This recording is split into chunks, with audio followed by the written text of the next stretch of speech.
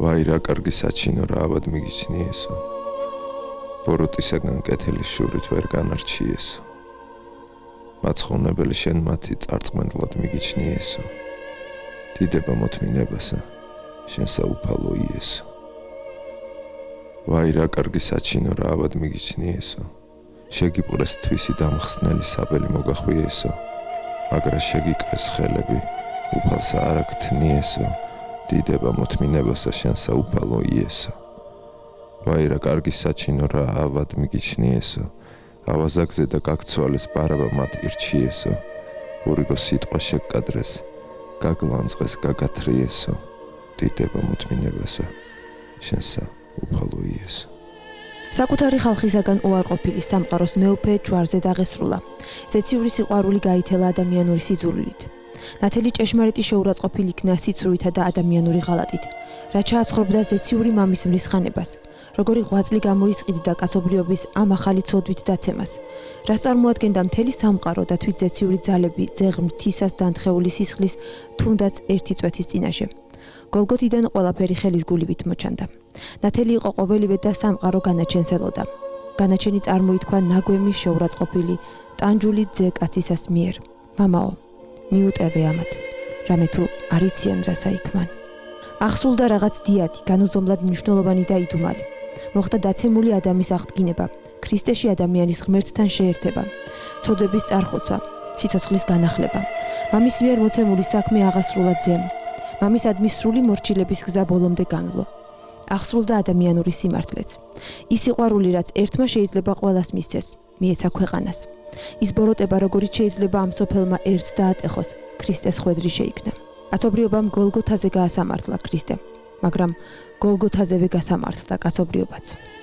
გოლგოთაზევე დასრულდა ადამიანის მოტკმის ქრისტიანობამდელი ისტორია საცვეს უფალი მაგრამ სამაგიეროდ თითქმის მთელმა მაშინდელმა წარმართულმა სამყარომ თაყვანისცა ჯვარცმულს როგორც ღმერთს და ამით ქრისტეს ვნების გზა სამყაროს გადარჩენის ბოროტებისა და ცოდვის უფსკრულიდან მისი ამოყვანის გზა დაღიარა ქრისტეს ჯვართან ჯვარცმისას შეკავშირდა სამყაროს მთელი ბოროტება და იქვე ჯვარცმისას ჯვართან მოხდა ამ ბოროტების დამარცხებაც წითელი პარასკევი ნების შვიდეულის ყველაზე მძიმე დღე გახლავთ. ნების შვიდეული თავისთავად მთლიანად მძიმე კვირაა ქრისტიანის ცხოვრებაში და ზოგადად ეკლესიის ცხოვრებაში, იმიტომ რომ ჩვენ ამ დღეებში ვიხსენებთ ქრისტეს ნებებს, იმიტომ ქვია ნების შვიდეული. ქრისტემ ჩვენთვის ივნო, ღმერთმა უუნებელმა ივნო ჩვენი გულისათვის. ჩვენი სიყვარულის გამო ერთადერთი მიზეზი რაც ქონდა უფლის ვნებას ეს იყო გარდამატებული სიყვარული ადამიანების თავისი ქმნილებების მიმართ. ეს ადამიანის გონებაში არ ეტევა. ეს დაუტევნელი ამაზე პავლე მოციქული ბრძანებს, რომ ღმერთი ჯვარცმული ეს არის სისულელეო, ადამიანური გაგებით. ეს როდესაც ღმერთმა სიბრძნით ვერ მოახერხა ადამიანების გადარჩენაო, ჯერიჩინა ქადაგებით ამით სისულელისათა ცხონება სოფლისაო. და ეს სისულელე ადამიანური გაგებით სისულელე მდგომარეობდა ზუსტად იმაში, რომ ღმერთი კაცობრიობის შემოქმედი, რომელსაც ყველაზე მეტი პატივი და ყველაზე მეტი დიდება ეკუთვნის და უნდა ეკუთვნოდეს საერთოდ წესით ქმნილებათაგან და მათ შორის უპირველესი ქმნილებისაგან, ყველაზე აღმატებული ქმნილებისაგან, ადამიანისგან იქნა ჯვარცმული, იქნა დამცირებული, იქნა დაჩაგრული ადამიანების მიერ.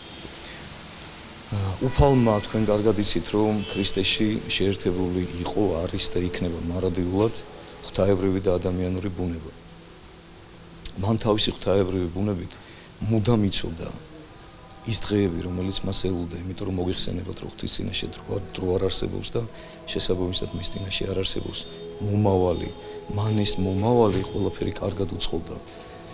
დღიდან იუდას მოციქულად გახდომისა იცოდა მან, იცოდა უფალმა, რომ იუდა იქნებოდა სწორედ ის ადამიანი, რომელიც მას 30 ვერცხლად გაყიდიდა და რომლისგანაც ძალიან დიდი ტკივილი ელოდა. იცოდა პეტრეს მოწოდებიდან, პეტრეს მოციქულად არჩევიდან, რომ პეტრე იქნებოდა სწორედ ის ადამიანი, რომელიც სიკვდილის შიშის გამო სამჯერ უარყოფდა თავის საყვარელ მოძღვარს. იცოდა ის, რომ მისი საყვარელი მოციქულები, რომელიც თითქოს და მზად იყვნენ, რომ მისთვის თავი დაედოთ ნებისმიერი მომენტისთვის, სიკვდილის შიშის გამო გეცემანის ბაღში დაიფანტებოდნენ და სახლში გაიქცეოდნენ, რომ მათაც იგივე ხვედრი არ წეულდათ, რაც უფალს. უფალმა ეს ყველაფერი კარგად იცოდა. იცოდა უფალმა აგრეთვე ისიც, რომ უმადური ადამიანები მას იმ უდიდესი სიყვარულის სამაგიეროდ, რომელიც მან გამოავლინა ადამიანთა მიმართ, მხოლოდ და მხოლოდ ჯვარს მიუძღვნიდნენ და მეტი არაფერს. უფალმა ეს ყოველივე კარგად უწყობდა, მაგრამ მიუხედავად ამისა, ის სწორედ ამაშია გარდამეტებული სიყვარული ღვთისა, რომელიც არ ეტევა ადამიანის გონებაში და ვერასოდეს ვერ დაეტევა, რომ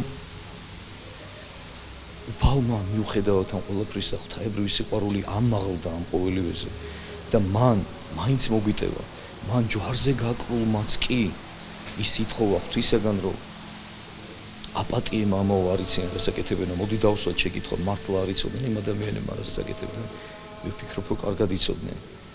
შეიძლება მათ არ იცოდნენ, რომ ღმერთს აკრავდნენ ჯვარზე, მაგრამ მათ ხომ იცოდნენ, რომ ეს იყო ყველაზე კეთილშობილი ადამიანი, ვინც კი ოდესმე ენახათ მანამ. მაგრამ მაინც ესე გააკეთეს და ეს არის უმძიმესი დღე ქრისტიანისთვის. ეს არის ყველაზე მტკივნეული დღე, ეს არის დღე, როდესაც ყოველი ქრისტიანის ოჯახში მიცვალებულია.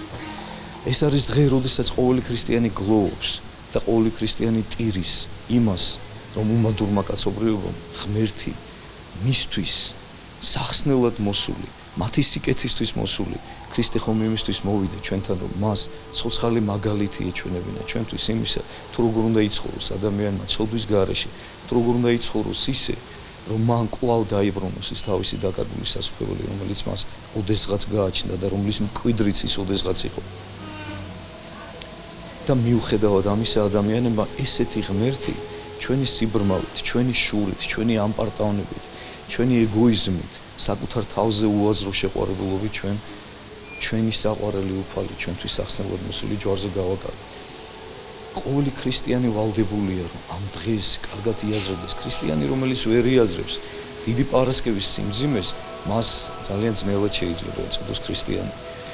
ძველი ქრისტიანები დიდ პარასკევს და დიდ შაბათს, როდესაც უფალი შემდგომ უკვე საფლავად იყო დადებული, არაფერს არ იხმევდნენ ხოლმე, არაფერს არ მიირთმევდნენ, უზმოთ იყვნენ მთელი დღის განმავლობაში. ნიშნად იმისა, რომ განიცდიდნენ ისინი ძალიან განიცდიდნენ, მტკივნეულად განიცდიდნენ უფლის ტკივილებს, მის ჯვარცმას და ცდილობდნენ ქრისტიანები და ჩვენც ესე უნდა ვიყოთ, რომ როგორმე თანაზიარნი გამختარიყვნენ მისი ტკივილებისა. ზოგადად ასეა. თუ როგორც პავლე მოციქული ბრძანებს, არა თანა ჯვარს ეცვი ქრისტესთან ერთად, ისე ვერასოდეს ვერ განიცდი მისი აღდგომის სიხარულს. ამიტომაც არის აუცილებელი ყოველი ქრისტიანისათვის, რომ თუ მანამდე მთელი 40 დღის განმავლობაში ვერ მოახერხა მან, რომ სათანადოდ ემარხულა და ევლო ეკლესიაში და დასრულდა წირაულოცებს, აუცილებელია, რომ სწორედ ამ დღეებში მაინც ნების შვიდეულში მან ყოველ დღე იაროს, რომ განიცადოს ის ტკივილები და იგრძნოს, თუ რა დაითმინა ღმერთმა მისთვის, მისი სიყვარულის გამო. თან მინდა შეგახსენოთ, რომ უფალს ჩვენი არაფერი არ მართებდა, არაფერი აბსოლუტურად. პირიქით, ჩვენ გვმართებდა მისი. რაც შეეხება კვერცხების წითლად შეღებვას, ეს ფაქტი წმინდა მარიამ მაგდალინელს უკავშირდება. წმინდა მარიამმა რომში იმპერატორ ტიბერიუს საჩუქრად კვერცხი გაუწოდა და ახარა. ქრისტე აღსდგა. იმპერატორმა ქალს ეჭვის თვალით შეხედა და წამოიძახა. როგორ შეეძლო მკვდარს აღმდგარიყო. ეს ისევე დაუჯერებელია, როგორც ის, რომ ახლა ეს კვერცხი გაწითლდესო. სიტყვები ჯერ არ ჰქონდა დამთავრებული, რომ კვერცხი მართლაც გაწითლდა. ამის შემდეგ ქრისტიანები აღდგომის ბრწყინვალე დღესასწაულს წითელი კვერცხებით ეგებებიან. მორწმუნეები ამ დღეს კვერცხებს წითლად ღებავენ და პასკებს აცხობენ. წითელი კვერცხის მსგავსად პასკასაც რელიგიური დატვირთვა აქვს. უფლის ჯვარცმა იუდეველთა პასექსის დღესასწაულზე მოხდა. პასკა გოლგოთას განასახიერებს. გარდა ამისა, კვერცხი მარადიული სიცოცხლის სიმბოლოა, რადგან მისგან ცოცხალი არსება იბადება. იესო ქრისტემ კი ადამიანებს სიცოცხლე მიანიჭა. წითელ ფერში სისხლი მოიაზრება, რადგან თავისი სისხლით სიცოცხლე განწმინდა და აკურთხა.